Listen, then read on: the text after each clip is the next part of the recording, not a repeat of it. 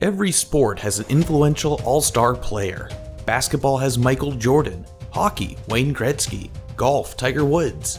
And for Overwatch, many would say Seagull defined what high-tier Overwatch is. He is, without a doubt, one of the pillars of the Overwatch community. With his massive following on Twitch, his prolific career and transition to becoming one of, if not the most popular player of Overwatch, as well as his influence on other pro players in the scene, it's not much of an exaggeration to say that Seagull has impacted countless fans, shaping Overwatch both in and out of the game. Now, following his announced retirement from professional play on August 7th, 2018, we would like to look back at how this 26-year-old player became the legend we know him as today. Join us as we reminisce over the career of one of the gods of Overwatch, Seagull.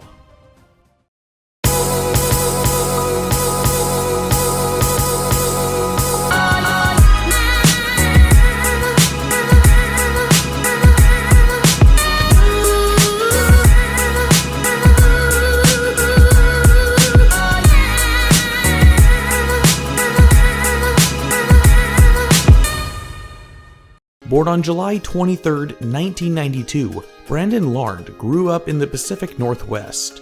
Even at 10 years old, he dreamed of being able to play video games competitively at the highest possible level. Now, the 26-year-old player may be celebrated as one of the best projectile specialists, clutch flex player, and an amazing off-tank, but the Birdman did have his humble beginnings.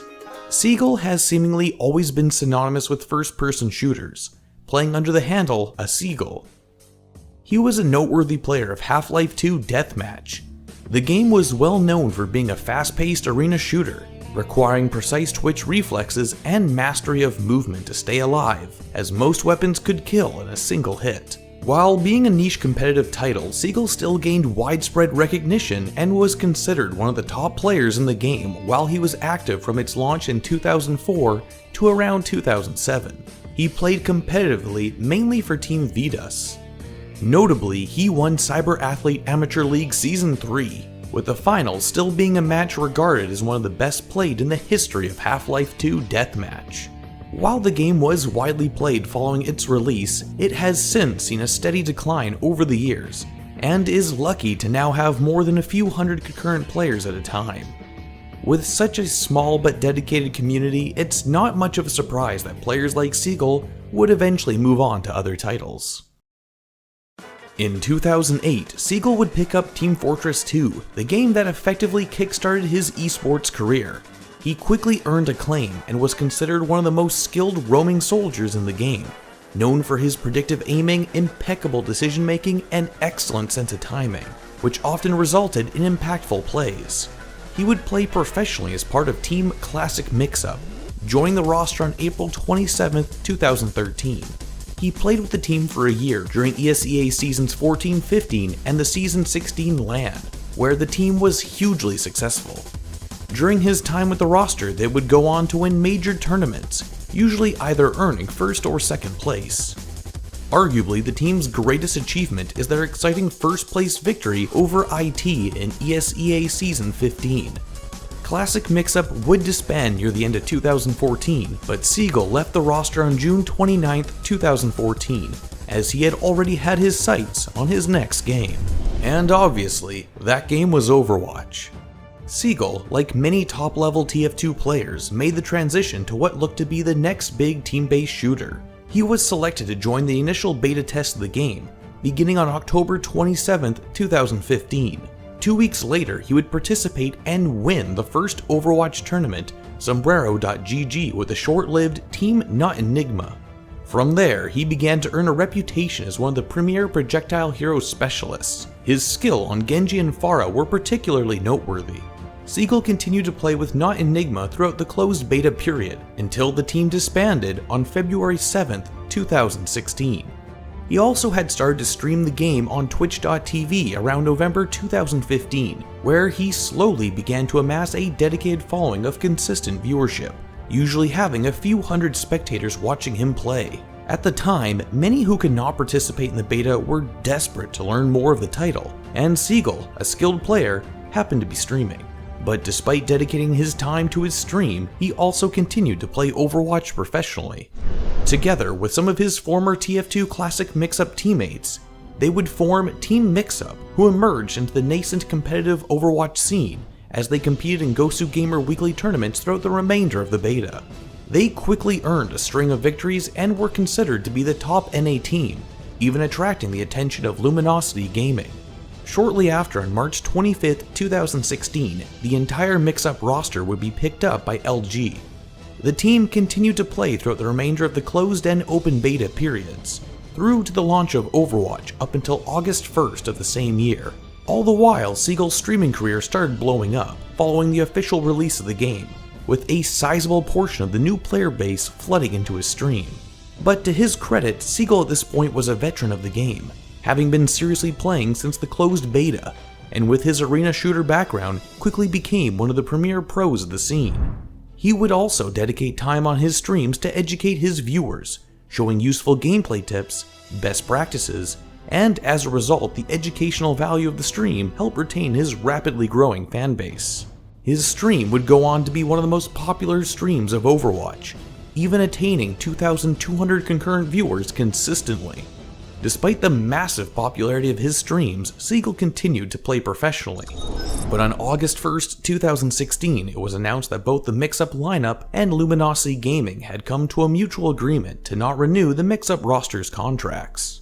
But quite literally days later, on August 3rd, Seagull found another opportunity, joining NRG Esports. His time with NRG would be his longest period of playing professionally. However, the NRG Esports roster struggled to produce wins, and by the statements of the players at the time, conflicting opinions and thoughts on how to play the game were to blame for holding them back. Seagull also expressed frustrations trying to manage his time between practicing with the team for fewer and fewer NA Overwatch tournaments while maintaining his streaming schedule. There were also rumors the team's lack of synergy being laid at Seagull's feet for being a poor team leader. It did not help that during the 2016 Overwatch World Cup, Seagull and Team USA performed rather poorly. Eventually, he decided to leave the NRG Esports active roster, opting to dedicate more time to his stream while remaining as a sub for NRG. Regarding the matter, Seagull described the tough decision, and his difficulty in balancing playing as a pro and trying to stream consistently being the main factor in his decision.